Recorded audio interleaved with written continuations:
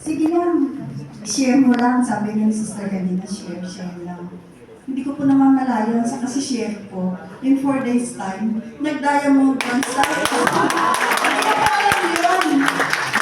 Hindi ko pa naintindihan kung ano ibig sabihin po nun. Basta lang, sige lang, share mo lang, share mo lang.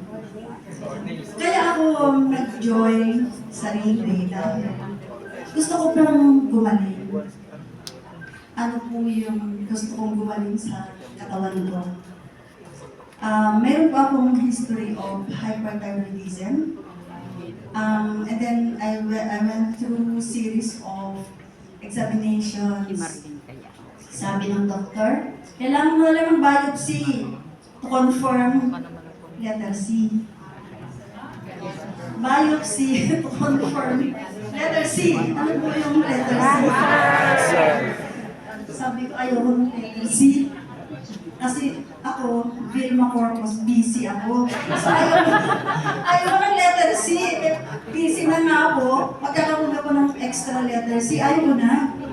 Yun. So, nag-take po ako ng capsule na to. That was last year. It was March. Payat ko po noon. Talagang ang galing ng pisngi ko. Mata ko, sorry. And then, talagang nag-loss ako ng weight. And this time, 59 kilos na yata ako. Noong time na yun, mga 55 kilos na ako na. And until now, nag-take ako ng capsules. And ang naramdaman ko sa sarili ko ay gumaan na yung pakiramdam ko. At saka, hindi ko nararamdaman na yung mga palpitations, yung madali kang mapagod. Wala na yun.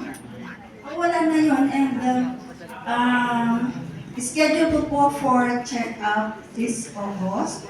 So, I claim na ako ay magaling na.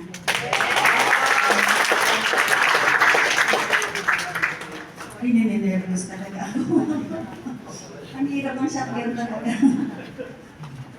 Isa pa pong i-share ko po sa inyo. August 4, this year, this August lang, nakagat po ako ng pet dog namin. Naghaharot yung shih tzu namin.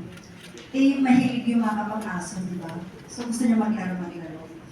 Yung aking damit, gusto niyang pabutin yung shorts ko. Pag ganyan niya, manilipin dito. So, nakagat ako ng shih tzu namin. Nakita namin sa record, wala siyang anti-rabies injection. So, ako nagpa-inject ako. So, mayroon pa ako ang dalawang last dose ng anti-rabies. Pero alam ko po, ang bilis, gumaling yung sugat ko. Wala na nang makita ng pagla.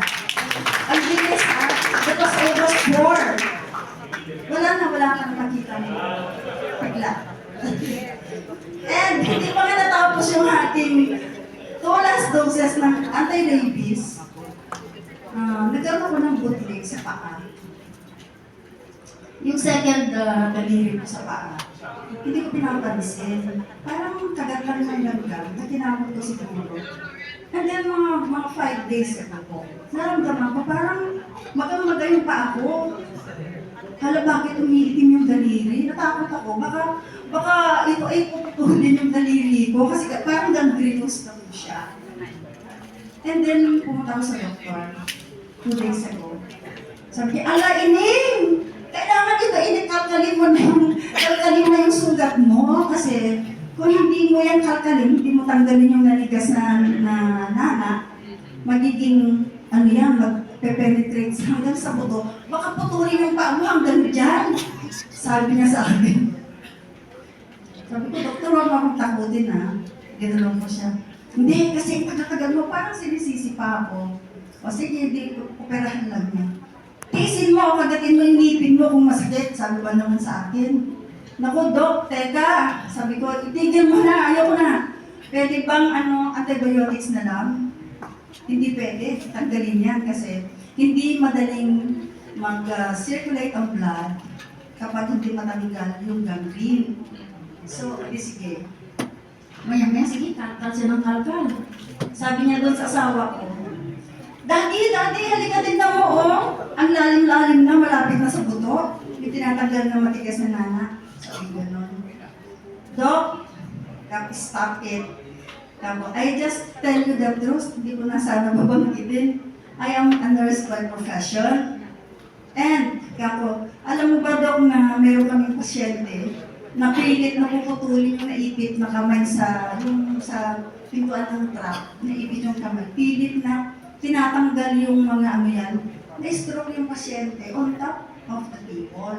Namatay siya. Ayaw ko itong mangyari sa akin nun, ha?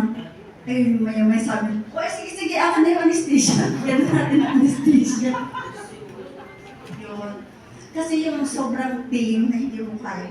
Ako hindi ako mamamatay sa buklit na yan. Baka ako ma-stroke. By the way, I am 71 years old. Wow!